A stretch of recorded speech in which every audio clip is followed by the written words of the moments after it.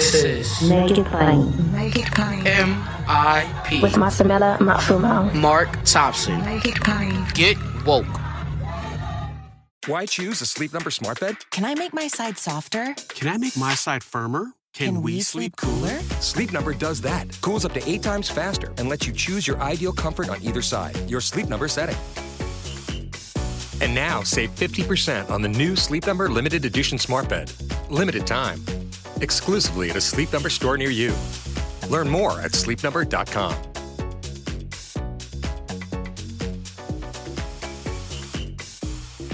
New from Radiotopia presents Red for Revolution, an audio drama about Black love, queer romance, and liberation. Join Jasmine, an 18-year-old navigating her queer identity while learning about her grandmother's secret love affair. Through her discoveries, we're transported back to 1971 to witness two remarkable women embark on a romance that defies all conventions.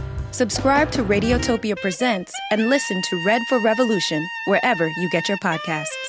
No matter what Donald Trump says, folks, it is African American History Month, and we don't need his permission nor that devil's validation to acknowledge it and celebrate it. But we do well to think about it in the context of what our options are. A lot of people have ideas. A lot of people want to do this and that. But the wheel has already been invented. And some of us like to start over from scratch.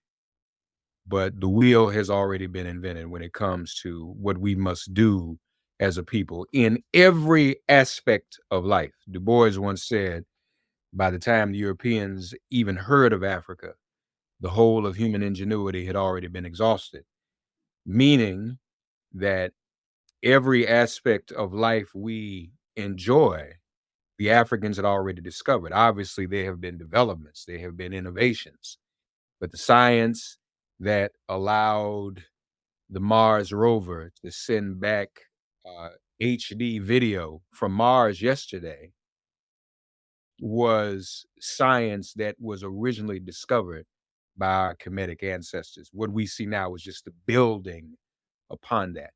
We must know that about ourselves and love ourselves in that regard. And so here with us, a brother who's no stranger to this audience. But for those of you who don't know, Anthony Browder is the founder of the Institute of Karmic Guidance. He has been an expert scholar and has written prolifically on Nile Valley civilization and ancient Kemet, among other things, and gives a wonderful tour. If you have an opportunity, if you're in the DC area, don't just go to the Blacksonian, but take his tour so that you can see the influence of Kemet, as many still call Egypt, on the Potomac. You want to check that out. And so our brother joins us today on this Black History Month, during this Black History Month, to talk about a book he wrote several years ago. Again, the wheel has already been invented. You know, folk want to, for example, let's have boycotts, and then they don't read Letter from the Birmingham Jail. And boycott is the fourth step. I'm not knocking anybody. I support all the boycotts, whatever they are, Target and what have you. But Dr. King had some pretty good success with boycotts, so wouldn't hurt to read what he did and how he did it. That's all I'm saying. And just because some of us are popular today and some of us have Instagram accounts does not mean that we are well versed in the political strategies that we need to apply in this moment. So let's all try to humble ourselves and read, learn, understand. That's what Black History Month is supposed to be about. We're supposed to be learning, not over talking one another and trying to impress one another, but learning and reading and understanding our history. So in this moment, what better conversation to have than have a conversation around Anthony Browder's book, Survival Strategies for Africans in America, 13 Steps. You know, I thought about that, Tony. First of all, brother, welcome. Hey, thank you, Mark, Reverend Mark. Thank you for setting the record straight and reminding us that we're living in an area where our cell phones are smarter than the users. Woo. People talk a lot and don't know what they're talking about. And just because you have a microphone does not mean that you have something to say. Amen. The I couldn't help but think about the 13 steps. When people in recovery, there's a 12-step program. Mm-hmm. There's more than recovery from substance addiction. We need recovery from European assimilation. So I wonder if you got a 13, we ought to employ this as a 13-step program for us to get out Absolutely. from under that. Well, look, brother, the complete title is 13 Steps to Freedom. So the goal is freedom. And I reference freedom in the literal sense of the word, freeing your dome, freeing your mind. Right. And if you don't have mental freedom, if you don't know who you are, if you aren't grounded to a culture that validates your humanity, then you're just occupying space. So That's it's right. important that we have some historical context, as you referenced, and not just have an opinion on something that we know very little about. So what I've done in this book, Survival Strategies for Africans in America, 13 Steps to Freedom, is to lay out sequential steps that people of African ancestry should take in order to achieve and hold on to this elusive thing called freedom. And these 13 steps are divided into 3 distinct categories, focusing on freedom of the mind, freedom of the body, and freedom of the spirit. Unless all 3 are freed simultaneously, again, you're not free, you're just taking up space. Let's get started. Mind, body, and spirit, folks. Pull up a chair and let's have this conversation and try it and tell a friend, so we can try to get ourselves together. Go ahead, Tony. Let's get us going with the mind.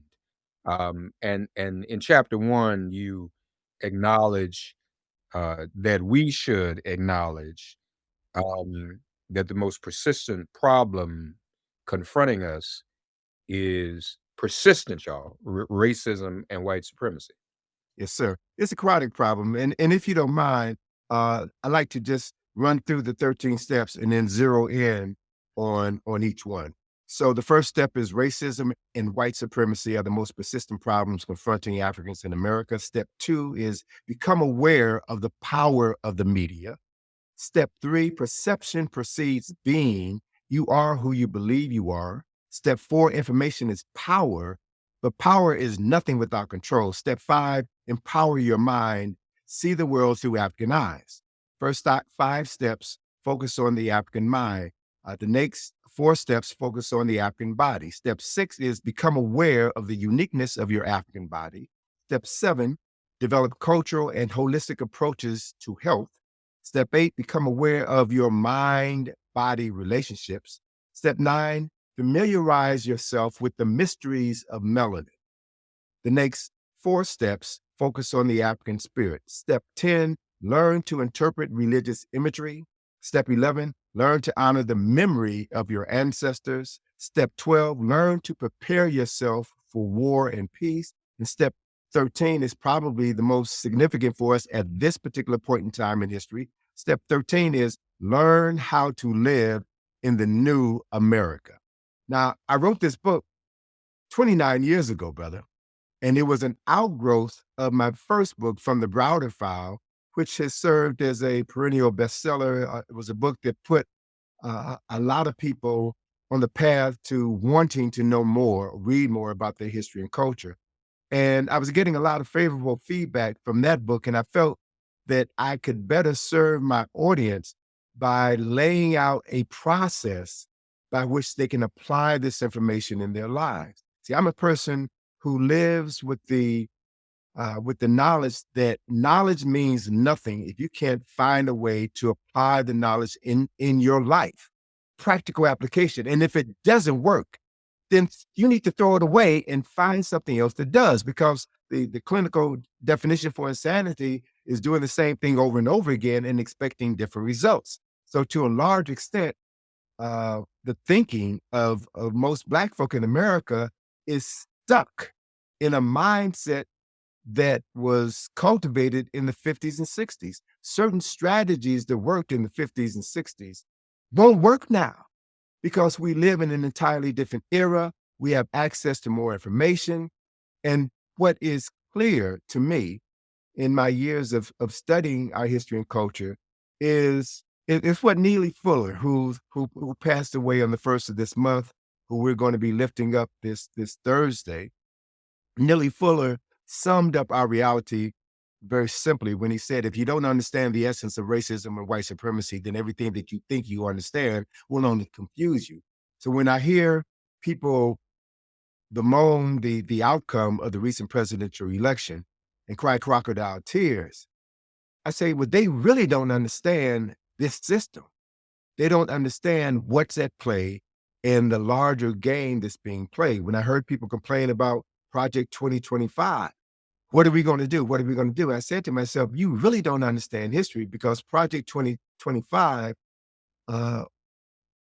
began right after Congress passed civil rights legislation. It began in 1965, and white folk began to strategize on how they can get their power back and put Negroes in their place. So as Asa Hilliard used to say, our dear friend and brother Asa Hilliard used to say, by the time a fool learns the rules of the game, all of the players have gone home. So survival strategies for Africans in America is about laying out 13 steps that will let us understand that this whole thing is a game. As Samuel Jackson said during the Super Bowl halftime show, this is a game. And that there are certain rules, there's certain codes that we need to understand and unpack. And once we apply these codes and rules in our life, we will find that we won't eliminate racism and white supremacy, but we'll find a space where we can negotiate around this persistent problem and achieve modicums of freedom and success that will allow us to build. And we're building not just for ourselves, we're building for our children and grandchildren and great-grandchildren. And my philosophy has always been, brother, if we aren't thinking, speaking, and acting 4 generations into the future, at least 60 years, 20, 40, 60, 80 years into the future, we're wasting air. So if anything, this current situation with the current president, whose name I refuse to say, I refer to him as 92, because 45 and 47 is 92. He is creating the environment that will allow those of us who are ready to get our stuff together to get our stuff together. Unfortunately, the masses of our people won't, because they don't understand the importance of freeing their mind, their body, and their spirit, and synchronizing all 3 in harmony so that we can tap into the genius of our ancestors, the genius that W.B. Du Bois referenced at the top of our discussion, because we have access to that. It's in our DNA. Right. So by knowing these things, we can begin to achieve something that our oppressors never wanted us to achieve or remember that we had access to. So racism and white supremacy are the most persistent problems confronting Africans in America. And it began when this country was first founded. I see you wearing a sweatshirt, 1619. Began before 1619 and has been codified in the Constitution in every U.S. document. And we have been fighting the same fight since 1619. So these problems are not new. If we study African history, we will study our successes and our failures, and we will find information that will give us a sense of solace and help us not get stuck on stupid as we complain about what our oppressor is doing, but we'll see that he has been consistent in aggressing against us for hundreds of years. Let's examine how our ancestors resisted this oppression and apply those principles that work successfully, adapt those that need to be modified in order for us to achieve success fighting these demons in 2025. So I lay out the history of obstacles that we have had to overcome in step 1 and provide a black print, if you will, for what we need to be doing moving forward. Step 2 focuses on the media, which is the most powerful form of mind control and mental manipulation ever created. And so we are what we see, and the media determines what we see, what we think, what we speak, and what we do. So we have to understand, and again, I lay out in step two, different examples of how the media has been used to brainwash us. And one of the most important books that I could reference your listening audience, your viewing audience, to get in their library was a book that was written after I wrote Survival Strategies. So it's not in my bibliography, but I would update the bibliography today and say that one must read and study Tom Burrell's book, Brainwashed, Challenging the Myth of Black Inferiority. Burrell, was the creator of Burrell Communications, the largest Black-owned media company in the world, or advertising company in the world. He understood the media, and after three decades of producing ads for Fortune 500 companies and helping them sell products to Black folk, Tom Burrell's motto was, Black folk are not dark-skinned white people. So we have a certain way of responding to images and colors and sound. Right. And so he created advertisements that allow these Fortune 500 companies to make billions off of Black folk. And so at the end of his career, he realized the error in his ways, and he wrote Brainwashed to show how the media has been used to perpetuate the brainwashing of Black people. And not only did he lay out vivid examples in all of the chapters, in the very last chapter, Tom Burrell did what I love to do, and that is not just to complain about a problem, but lay out a prescription for resolving it and moving forward. Yeah. Very, very important. Hair thinning can happen for so many reasons. Whether it's stress or hormones or anything, at Nutrafol, we've learned that real change starts below the surface. Our hair growth supplements take a whole body approach and target the key root causes of hair thinning, so you can see visibly thicker, stronger hair in 3 to 6 months. Hair growth starts from the inside at Nutrafol.com.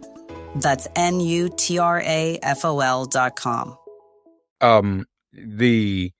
The issue of media is critical. Something you point out, you mentioned 1965, and folks, I saw an article this morning or report this morning about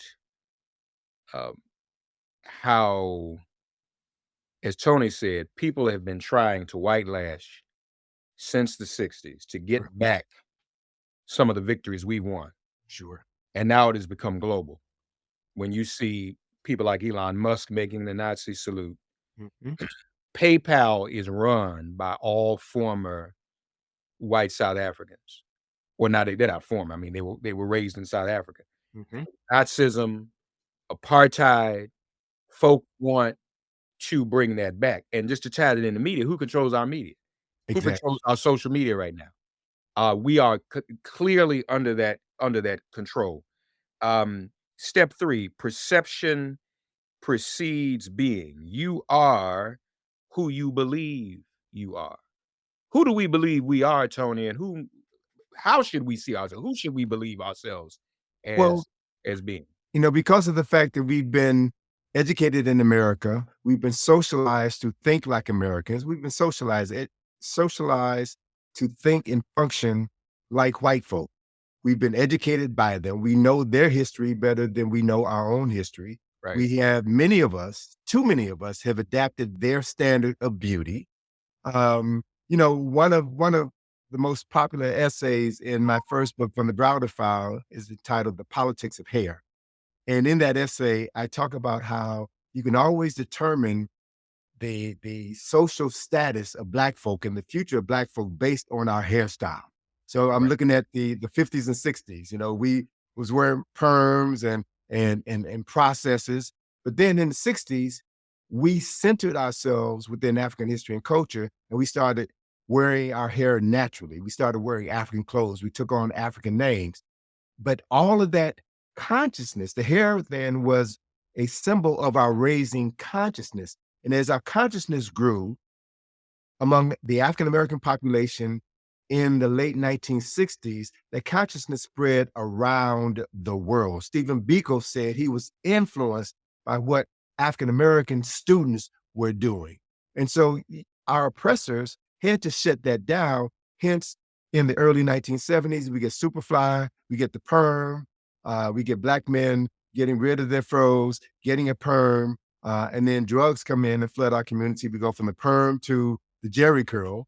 And so now, if we look at what's happening in our society today, we got more sisters with weaves than ever before, fake eyelashes, fake. So who is the real you? Who gives you your perception of what beauty is? So until you can see yourself, the image that God created, until you can embrace your lips, your hair, your skin tone, the fullness of your shape, the fullness of your nose, until you can embrace those, you will always be a cheap imitation of someone else. And as a consequence, you can never achieve success, power, or anything lasting if you're not being your authentic self. So, this idea, this whole idea harkens back to what Dr. Carter G. Woodson said in his 1933 publication, The Miseducation of the Negro. If you control a person's thinking, you do not have to worry about their actions. You don't have to tell them to stand here or go there. They will find their proper place and they will stay in it. And what I submit to you, my brother, looking at our young folk, the most important segment of our community, so many of our young folk, particularly our young ladies, are trapped in this self-absorbed persona about looking a certain way, wearing your hair a certain way. All of these things are temporary and they will not add to the development of your mind, and they will not contribute to you being an adult who will bring children into the world, who understand who they are, whose shoulders they stand on, and what their potential is as young boys and girls. So, I can't overemphasize this point. And again, in the book, in Survival Strategies, I make statements, I provide examples to validate those statements, and then I give a prescription as to what one can do in order to internalize this step in their mind, in their body, and in their spirit, so that after the end of this read, hopefully you will have been transformed from the inside out, and you'll have a black print as to how you can move forward and begin to achieve this elusive thing called freedom. Yep, you're muted, brother. Yep. You tell us about the prescription, Tony. That's important.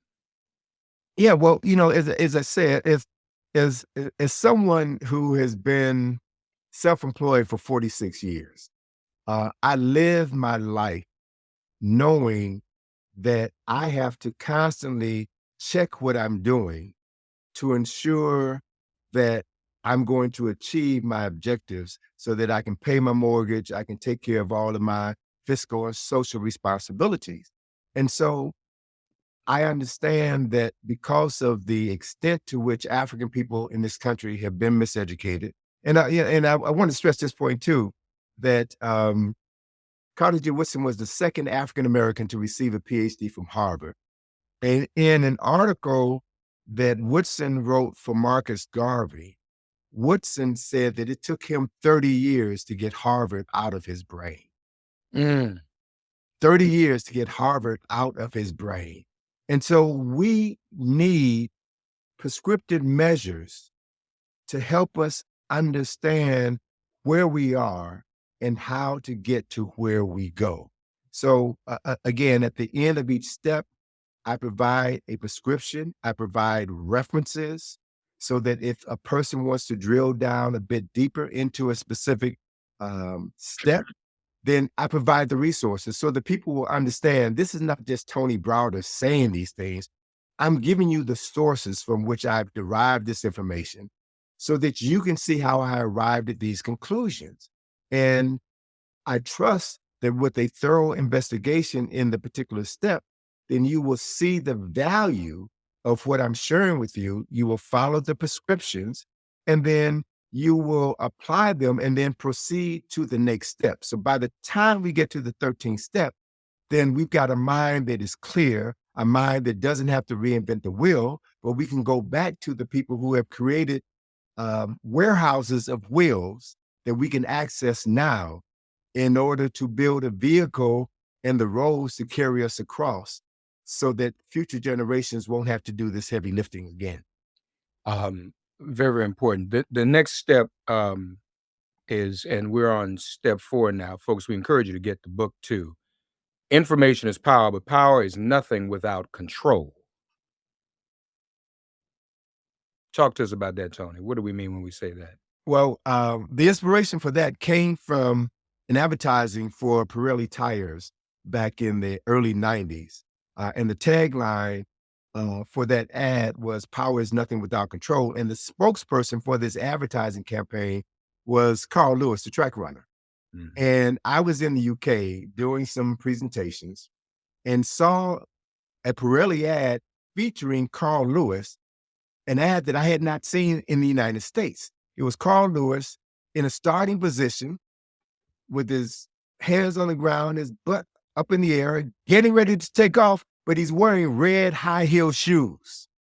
Now, I had never seen that ad in the United States. And I had to ask myself why. Pirelli didn't run that ad in the United States because they knew the Black population was too large.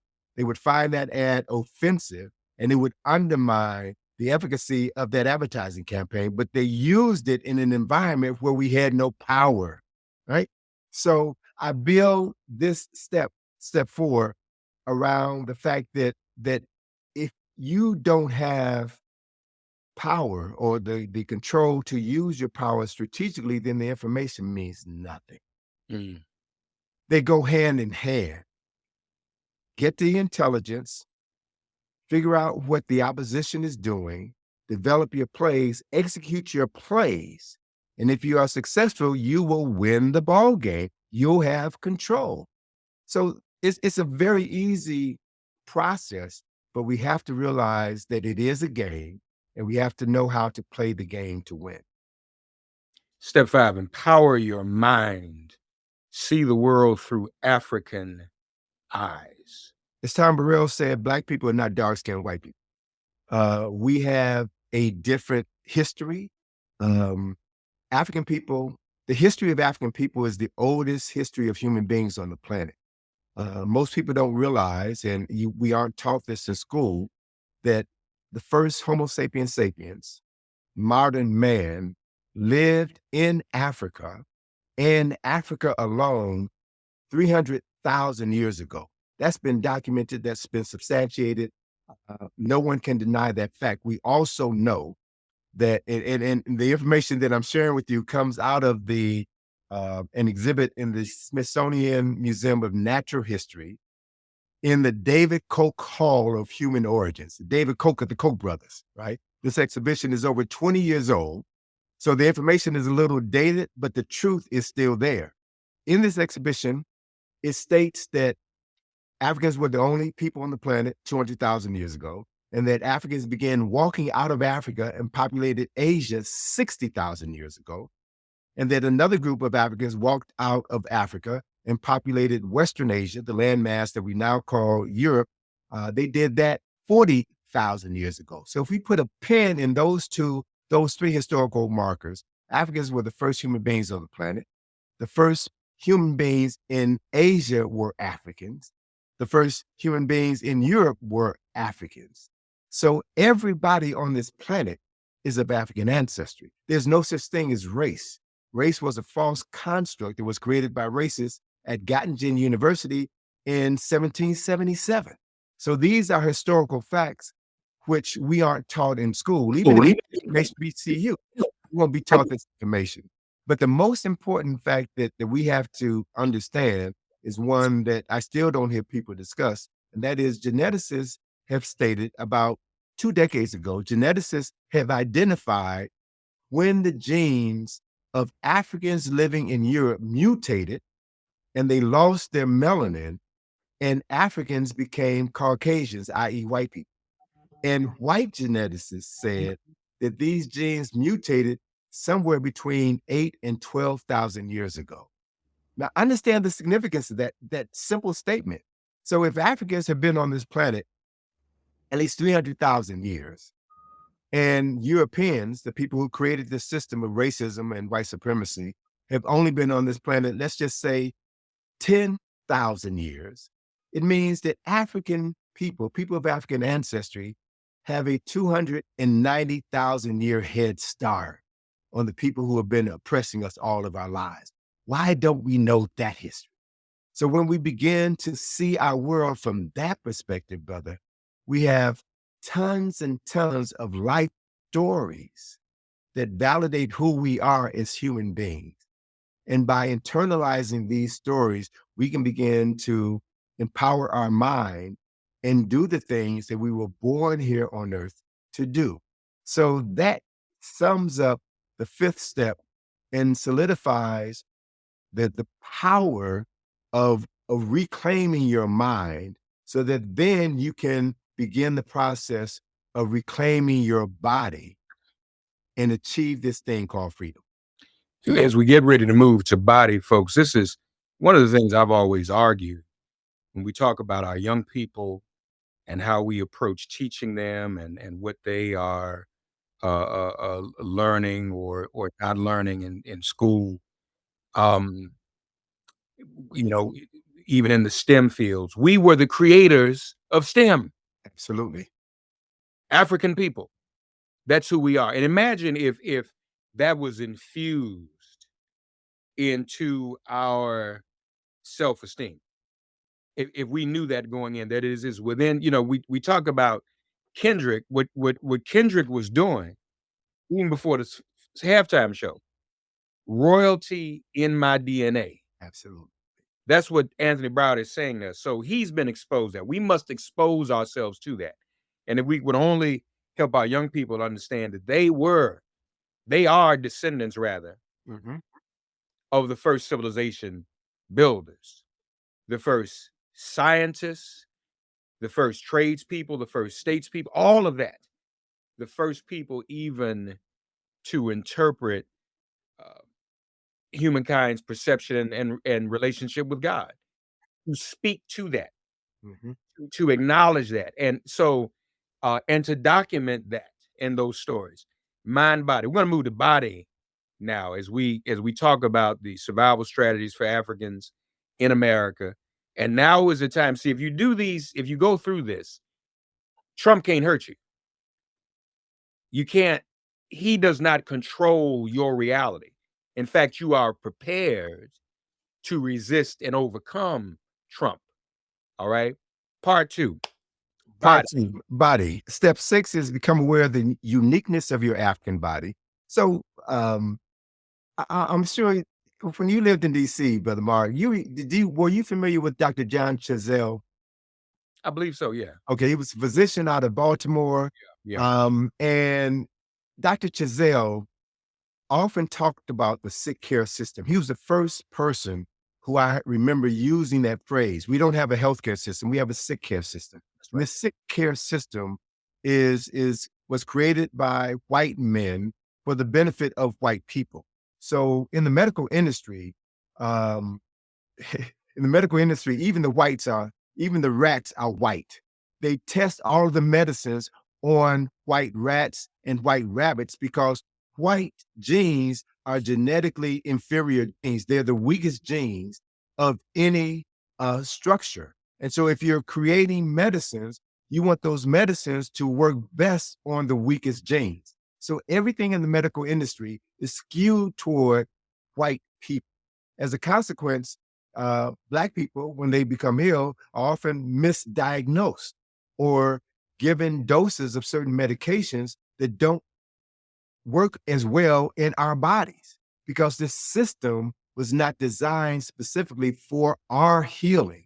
And so we have to become aware of the uniqueness of the African body. Yes, we're all human beings, but there are fundamental differences between men and women, between Blacks and whites and other races. So where you live, determines your genetic makeup, determines how you respond to certain foods. Black folk, as we should know, as black folk have a built-in lactose intolerance. Most black people cannot drink cow's milk, right?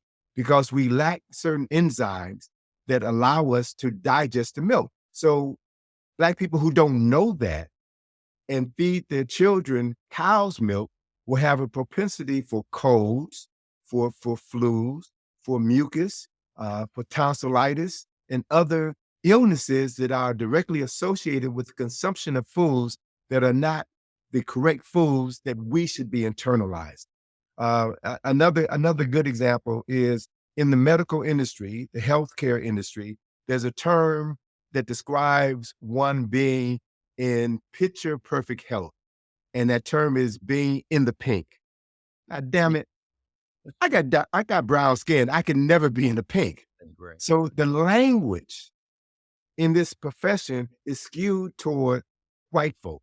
So we have to begin to realize the uniqueness of our African bodies. Step 7 focuses on developing cultural and holistic approaches to health. And in that step, I talk about the symbol associated with the medical profession, the healing arts. That symbol is referred to as the caduceus, which is associated with a Greek personality, mythological figure by the name of Hermes. It's sometimes called the staff of Hermes. And so what I did was to trace the historical and cultural origins of that symbol and that Greek personality, Hermes, to his Kemetic origins, and that's Jehuti. I show an image taken from one of the oldest temples in Egypt, the temple of Seti I at Abydos, where you see Jehuti, who is the African personality who represents medicine, thought, writing, mathematics, science, and STEM. Jehuti represents STEM, this African personality, and he is holding 2 staffs with a cobra wrapped around it. So this symbol, this persona, was co-opted by the Greeks, who Europeanized him, made him a Greek mythological figure named Hermes, and then Hermes became the person associated with the healing arts. So again, if you don't understand how the symbols associated with healing are African symbols, then our approach to healing will be quite different. And brother, that's one of the reasons why African Americans are some of the sickest people on this planet. We have the highest incidence of high blood pressure, the highest incidence of heart attacks and strokes. Black men in Washington, D.C. have the highest incidence of prostate cancer on the planet. African American women have the highest incidence of cervical cancer and breast cancer. And I submit to you, my brother, one of the reasons, or 2 of the reasons why we suffer disproportionately to other so-called races here in this country is because of racism, as Isabella Wilkerson pointed out in, I think it was chapter 24 of her book, Caste, where she focused on medical disparities. And the other reason why we do so poorly is because of our diet. We are still eating a slave diet, a diet that is killing us, but we love it because that's what mama fed us. That's what Big Mama fed us. And so we like the food, but we never made the connection between poor health and diet. Yeah. No question about it. I want to just, if I can do this, I'm going to try to do this just so people can get a visual. This is from a brother's Facebook page, because it's the one most handy to me. This is kind of the evolution of what our brother, speaking of the staff of Tahuti, where you can see the original staff coming out of Kemet.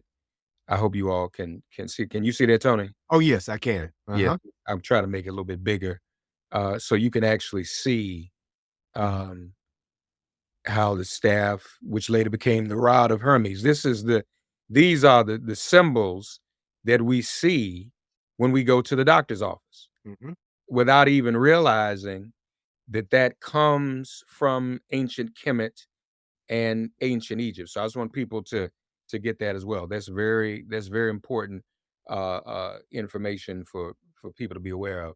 And you're right, we don't take. So let me ask you this, Tony. It's a sort, and I don't know, how much you've addressed this. There's something out there, and I don't know whether it's an urban myth that says, because of the transatlantic slave trade, that is the issue with Black folk and salt. Do you know anything about that? Is that something that's real or what?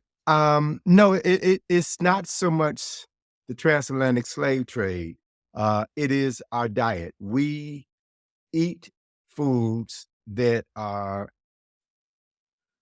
a high sodium content because you don't find hypertension among African populations, continental African population, but you do find hypertension among Africans who live in America because they eat what we eat. And so they develop the diseases that we develop.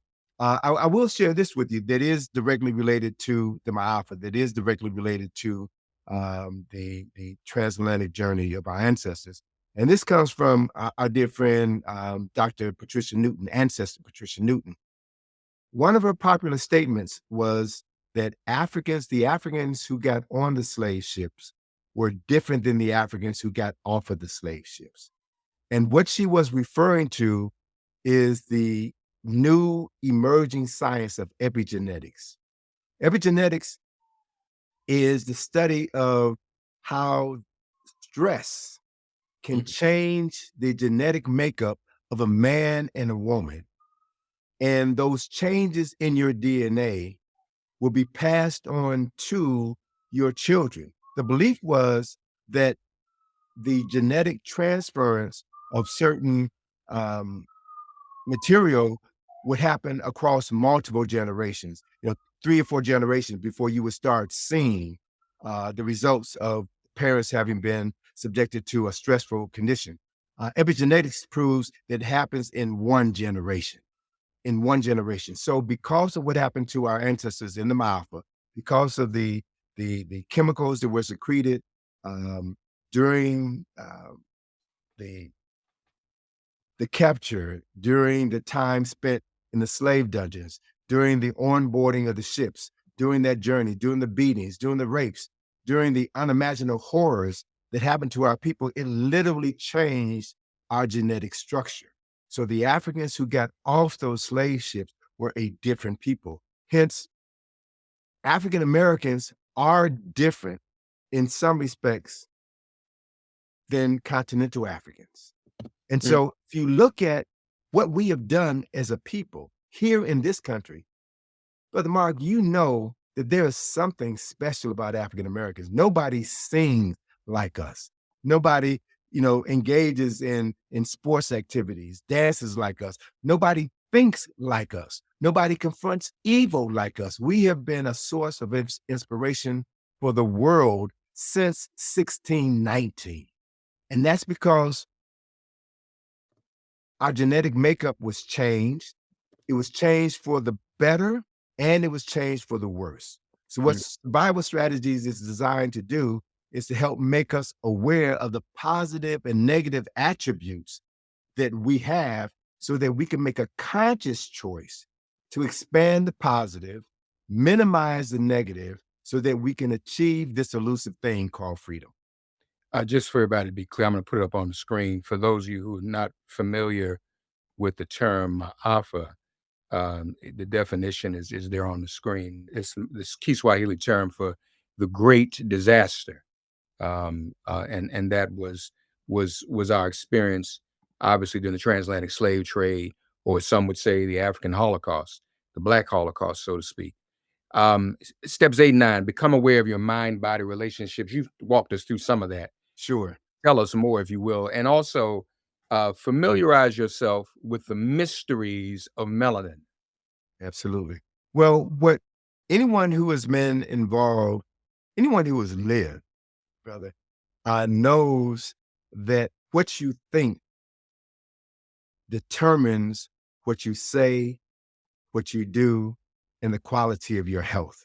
There is a direct correlation between your thinking and your health. And I give some vivid examples, some practical demonstrations to illustrate that point. And so, like I mentioned earlier in the interview that I've been self-employed for 46 years. And and one of the reasons why I was determined to be self-employed was, I grew up, my mother was 16 when I was born. I grew up in my parents' household, my grandparents' household. And my grandparents and my mom were from Alabama, rural Alabama. They came to Chicago as part of the Great Migration. I saw my grandfather struggle to raise a family of 7 children and now 1 grandchild in the same house, where he was working for sub-minimum wage, treated, so poorly on the job that he took his frustrations out on his wife and his children when he came home. So I grew up seeing that, and I made a promise to myself that I would never work for anyone who didn't respect me as a Black man first. And so my best solution was I'm going to work for myself. And realizing that I was going to work for myself, I understood very clearly that if I'm sick, I can't work. And so I made a decision, listening to Baba Dick Gregory and following other folk, I made a decision to stop eating certain foods and to monitor, take responsibility for my health.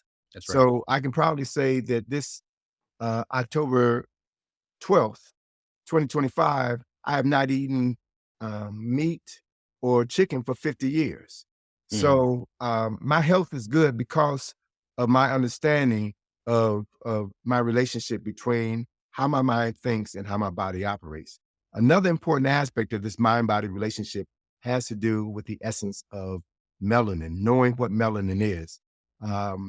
You're familiar with, as I trust your audience should be familiar with, the works of Dr. Frances Cress Welsing, wrote the ISIS papers, talked about melanin, the power of melanin. They should also be familiar with another psychiatrist, a San Francisco-based psychiatrist named Dr. Richard King, who also wrote about melanin, wrote a series of articles and publications about the black dot, about melanin and the chemical key to greatness, the doorway to the ancestral realm. So these were scientists of the mind who created melanin conferences in the 1980s and brought together scholars, historians, chemists, social scientists, and began to talk about the uniqueness of this chemical that not only determines the color of our skin, but it's a chemical that is in all the major organs of our body that helps define our humanity. And I was fortunate to have hosted, I think it was the second Melanin Conference, National Melanin Conference at Howard University in 1989.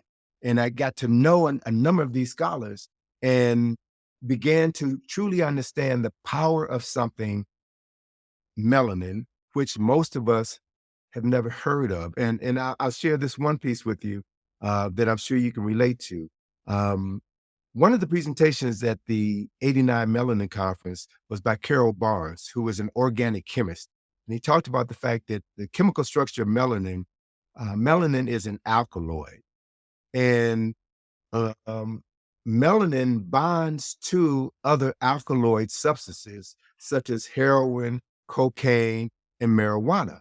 So Black folk who ingest those drugs will get higher faster, stay higher longer, and will have a more difficult time dealing with the effects of these drugs because it literally binds to the melanin in their bodies. One of the participants in this conference was a dear beloved sister that you and I both know well, Dr. Adelaide Sanford, who was on the New York State Board of Regents. So after hearing these lectures and getting the documentation, she went to the next Board of Regents meeting where she presented some of this data and recommended that we take different approaches when dealing with students and others who have addiction problems. And brother, she was almost run out of the state of New York. They attacked her like she was Jeffrey Dahmer.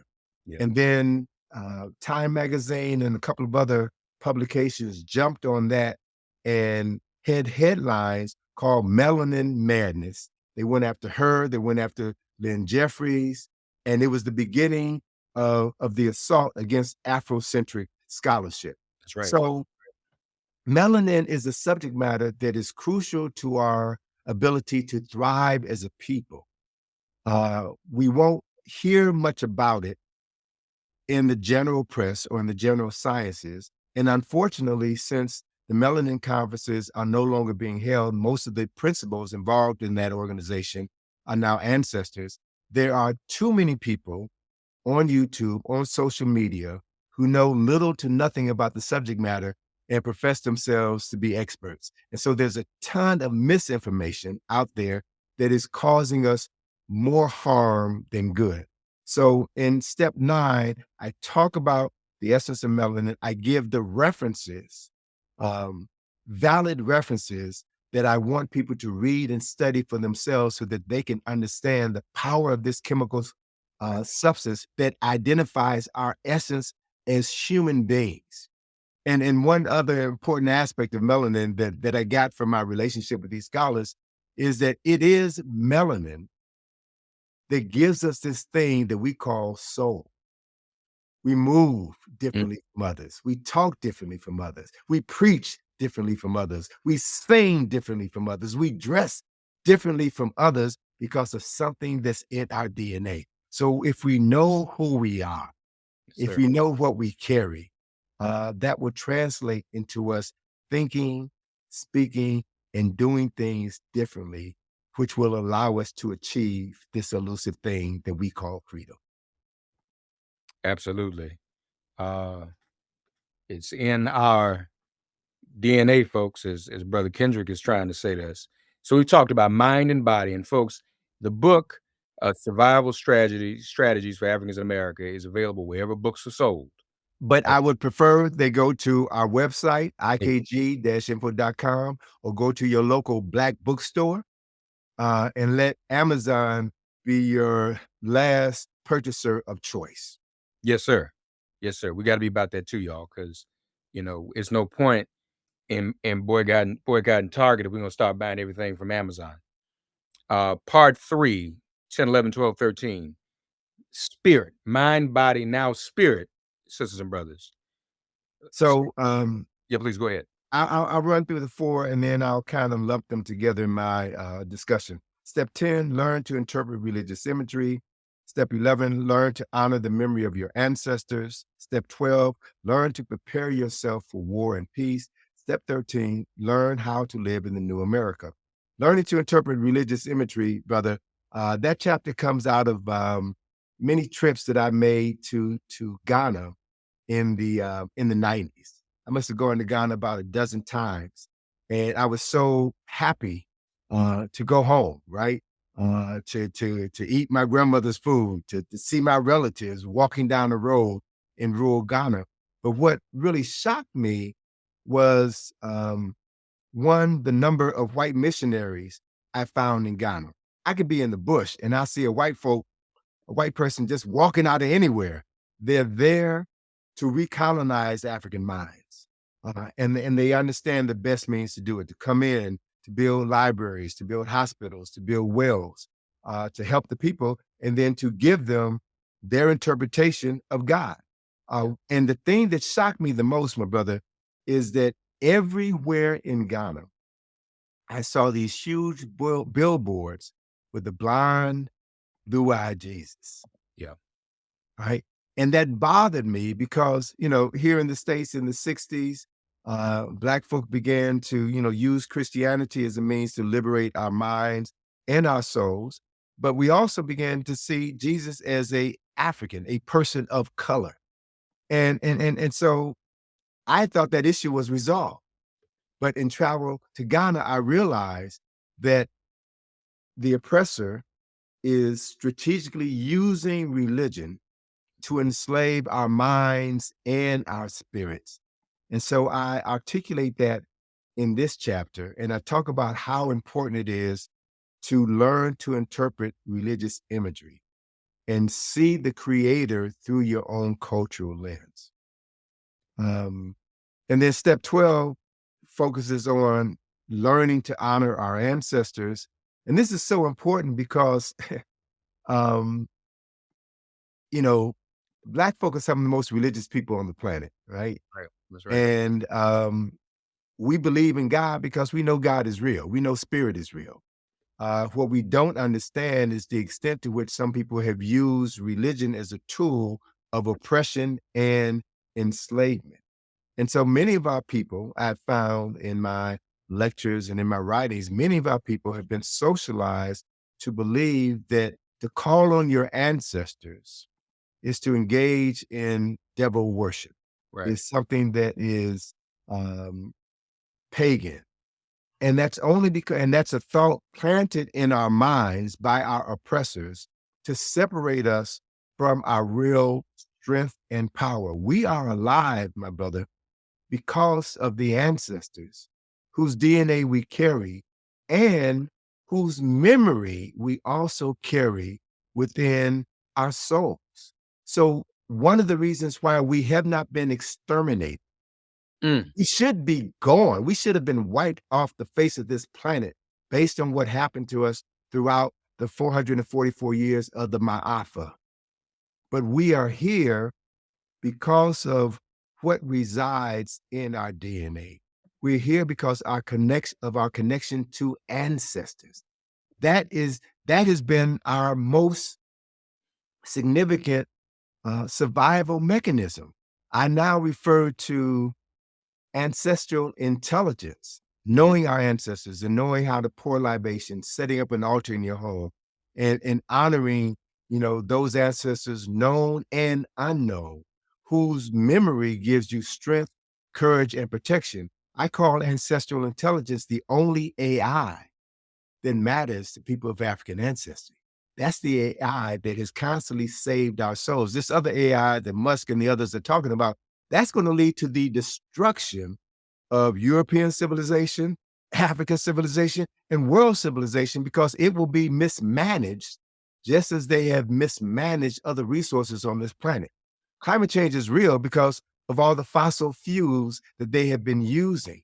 The waters of the world are polluted because of all the toxins that are dumped in the water. So, the people who have run our lives for the last 500 years have been terrible stewards of this planet.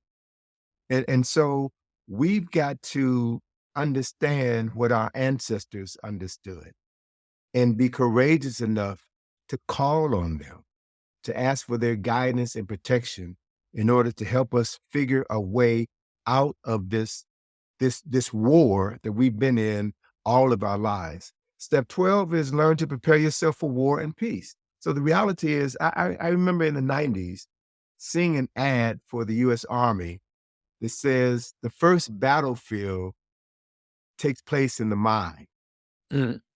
And I've also come to learn that the first casualty of every war is the truth. So we have been fighting a war all of our lives. We just haven't seen the bombs bursting in air and the rocket's red glare, but we've seen the murder of the Michael Browns and the George Floyds and U.S. citizens who should have been protected by the police force.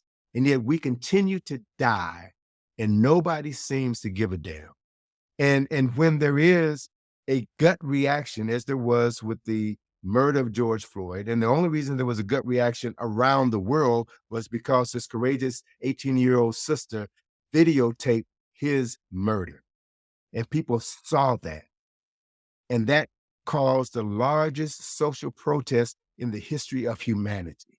And as a consequence, businesses said, all right, my bad. We're going to deal with DEI. We're going to bring more Black folk into our corporations. We're going to treat you all fairly and responsibly. Yeah. How long did that last?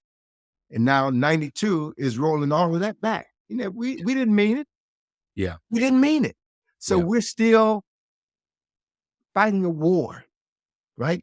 And now that 92 is acting like the reincarnation of Woodrow Wilson, kicking Black folk out of the federal government, ensuring that our middle class is eroded, and doing other things to make America white again, we're going to find ourselves marginalized like we've never been marginalized in our lifetime. That's real. That's coming. And so, given that reality, we should not just react to it, because what is past is prologue. That's why we study the past. As Dr. Clark said, there's nothing new in the world except the history you do not know, right? Mm. That all history is a current event. So we study history in order to understand what's happening now. And we look at the best examples of how our ancestors resolved these same problems, or at least addressed these problems 50, 100, 150 years ago. So we know what to do, but also we know what not to do. And then we apply those principles as we prepare ourselves for war and peace. And as Sun Tzu says, and I reference him in this particular chapter, the best way to prepare for war is to be so strong that your enemy doesn't mess with you. The bullies go pick on someone else. So we have strength, we have power that we have never fully utilized. And sometimes it takes a disaster, such as the re-election of 92, to make us wake up and start doing the things that we've always had the capacity to do, to move beyond boycotts and to withhold our labor as well as our funds from people who have proven themselves to not have our best interests at heart. And when we begin to apply these principles, concepts, and ideas, these 12 steps that I articulated in this book, and begin to apply them, we will have some tools that will allow us to live in the new America, because this is a brand new world, brother. This is a brand new world that we're living in. Everything has shifted, and these shifts are going to extend beyond the 4-year term of the current occupant of the White House. These shifts are going to transform the lives of the next 4 generations. They're going to impact us for the next 60 years. My grandson is going to have to deal with the after effects of this madness that we're witnessing right now. So we can't sit on the fence and complain. We've got to get busy, and we've got to be clear about what we're doing. Yes, sir. Yeah. Well, I just want to say, I mean, we're still dealing with the after effects of Ronald Reagan. Absolutely. And I want to remind people, Economics. Mhm. Make America Great Again was his slogan. Absolutely. So one thing they'll do, see, they get their ancestry and they try to bring it back. Mhm. They try to relive Andrew Jackson, Woodrow Wilson, and Ronald Reagan. We must do the same thing. We But they're can't. doing a real good job. They're not Yeah, trying to yeah, do it. yeah. They're doing an excellent job. So Because we can't discard ours, y'all. We got to figure out Exactly. ways to reinvoke our ancestry and learn from their successes and mistakes and implement them. We don't need to reinvent the wheel. I just want to let me just share a couple of comments that came in on YouTube, which is where a lot of the hate is. This is and this is an ironic name, Standing Bear, which is an indigenous name. Sure. You are either Americans or not. Stop the BS and forever victim. Be an American for a change and drop the hate. But his name is Standing Bear. Oh yeah. And And I am an American. You know, I'm a citizen of the United States. I have my passport. I vote. I pay taxes. I'm an American. And one of the benefits of being an American, specifically being an African American, is that we have made America great because of our sacrifices. That's right. We've made it easy for foreigners to come over here and reap the benefits of our beatings, of our murders, of everything bad that could happen to a people has happened to us. That's right. And it's because we stood strong that others can come over here and stand on our backs. So don't get it twisted, man. I am an American. CDAG responded, and I had shared one more, Standing Bear. So we just supposed to roll over. If white America would stop victimizing us, then we wouldn't be victims. We will never accept being hated as normal. So a little pushback from there. And there's something here I just thought I would be interested to share. Is it Shelty Songs? There she is. Not black, but wanting to support the stream by being another viewer. Mm-hmm. So this is someone who's not even black who is getting something from this. Mm-hmm. And Lord knows in that regard, there hasn't been a social justice or civil rights or human rights movement in this country that has not benefited from the African American struggle and that has not benefited from the African American presence. Mm-hmm. That's around the world. Absolutely. In Beijing and China in the uprising, they were singing "We Shall Overcome." Exactly. So that is part of. And again, what we're saying, folks, that doesn't make us. We're not saying we're superior. Nobody's replacing the idea of supremacy comes from one group of people. This is not about supremacy. This is just about historical fact.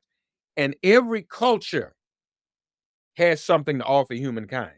This is Black History Month, so with everybody's permission, the shortest month of the year, for 28 years, we'll talk about our contributions to humankind.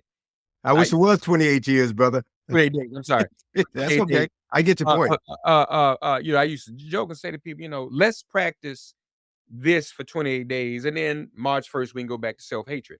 I don't really want you to do that. We shouldn't go back to self-hatred. But for 28 days, let's lift up our culture, learn about our culture, learn more about ourselves, learn how to survive. And that's why the book is here, Survival Strategies for Africans in America, 13 Steps to Freedom with Tony Browder. And I put the link on the screen. Okay. Buy it from there. I also put it in the comments on Facebook and YouTube and elsewhere. I'll put it in Instagram and whatnot, so you can go there and also find it there. And Tony, can I do this? Let me just expand upon Dr. Carter G. Woodson's vision for Negro History Week. Come on. Woodson understood that Africans in America were being intentionally miseducated. And so he created Negro History Week as 7 days where we would showcase what our children had learned in the segregated schools where we taught them. Now, what he said was, we're going to teach our history 365 days out the year, but we're going to set aside 1 week where we're going to bring our children front and center so that they can showcase what they have learned to their community, right? So that's the essence of Negro History Week. And it was Dr. John Henry Clark and other scholars who expanded Negro History Week into Black History Month. But my thing is always, the story of the oldest human beings on the planet, human beings, Homo sapiens sapiens, who've lived here for 300,000 years, cannot be limited to the shortest month of the year or 1 decade, as the United Nations has given us and is now extending that decade. So what I'm suggesting is that Black history is not just for Black people. It is for the world. Everyone can benefit from knowing our history, just as I have benefited from learning Greek history and Roman history and Irish history and British history and French history and South American history. Everybody needs to know everybody's story. Everybody should have a right to tell their story and to tell accurate remembrances of their ancestral contribution to humanity. And the other point I want to share is this, that I have come to understand that this whole issue that we're dealing with here, the miseducation of everybody, not just quote unquote Negroes, but everybody.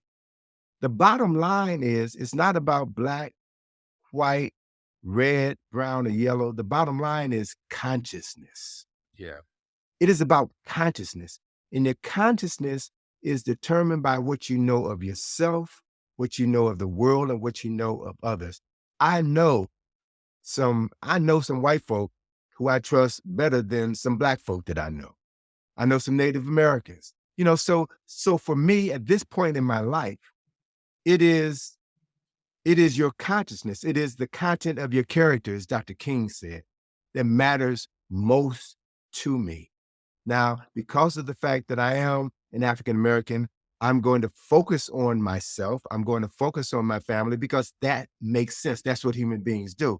But I'm not excluding anybody. If you come correct and you're willing to is the listener that you just referenced. If you come correct and you understand the truth when you hear it, and you make a conscious choice to align yourself with people, with movements and organizations that are truthful and have a track record of being honest, then yeah, you're invited to the party. Let's work together to make this world a better place for our descendants. Amen. Anthony Browder with us, folks. Now, before we give final instructions on the book, Tony, you've got another event coming up, don't you? You mentioned to me the John Henry Clark Enhanced History Exhibition. Are you ready to announce that? Oh, yes, I can. Yes, thank you for this opportunity. I've referenced Dr. Clark several times in my talk today. Dr. Clark is now an ancestor who I revere wholeheartedly, a brilliant scholar, a man who has modeled for us what consciousness, historical consciousness is, what you do when you have historical consciousness. So I am curating a permanent exhibition that will be housed on the second floor of the Thurgood Marshall Center here in Washington, D.C., 1816 12th Street Northwest. And in this exhibition, we will have 400 square feet of wall space where we'll have 16 infographics that will tell the story of 8,000 years of African history, excellence, and success, visually and with text and QR codes that will link you to video content that will expand African history beyond the 28 days or 29 days that it has been confined to. And my primary reason for doing this had to do with my initial visit to the National Museum of African American History and Culture in October of 2016. Incredible building, incredible artifacts, but I was disturbed by the fact that our story begins 5 stories underground with slavery. That first portion of the exhibit is in a space that is designed to make the viewers feel claustrophobic. It's black. The walls are black. The ceilings are black. So you are supposed to feel as though you're in a slave ship. And as I first walked through that space, I'm ear hustling. I'm always monitoring people to see how they're responding to information and how they're being affected by certain environments. And I noticed a pair of elderly sisters walking through that space, holding each other, crying. Yeah. I saw 2 elderly brothers walking and heard one say to the other, I need to get out of this space before I kill some white person. And I realized then that these people had no understanding of the Ma'afa. And so they're being dropped into this space and are not psychologically prepared to endure what they were exposed to. Right. But because of the fact of my relationship with Clark and other scholars, I knew our story did not begin in slavery. So Dr. Clark often told us that if you begin your story with slavery, everything since then looks like progress. So I was able to get funding to curate this exhibition, which documents 8,000 years of African success and excellence. And it will open on March the 22nd, which is a Saturday, and will be a permanent exhibition at the Thurgood Marshall Center, which everyone who comes to Washington, D.C. Is invited to come and see. It's free. It's open to the public 6 days a week from 9 to 5. And we want people to learn about African history and culture. I want people to begin to see the world through different eyes so that they will be psychologically, emotionally, and culturally prepared to live in the new America and become determiners of their own destiny. And folks, the Thurgood Marshall Center also houses the headquarters of the National Newspaper Publishers Association and Black Press USA, where on whose website this segment is being shown live right now. You can go back and watch it there again if you like at blackpressusa.com. Folks, IKGculturalresourcecenter.com And Tony, the website will also have the details about the grand opening. Yes, it will. Okay. Absolutely. So folks, stay tuned there. Get the book. Get a new book for Black History Month. All right, again, 28 days, y'all. Let's try to focus in. And Anthony Browder has given us some of the survival strategies, 13 steps, in fact, resources that we need to get through what we are facing right now. Survival strategies for Africans in America, 13 steps to freedom, with our dear friend and brother Anthony Browder. And not just that book, he has a number of other books he's written. He has really become a repository for many of the great scholars like Dr. Yosef Ben-Yakin and Dr. John Henry Clark and Dr. Sharsha McIntyre, and many, many others who are not yet ancestors. Leonard Jeffries is still here. He is the uncle of the majority leader of the Democrats in the House of Representatives. So, and Tony has also helped us remember ancestors like Listerville Middleton, and she mentioned Pat Newton, Dr. Welsing.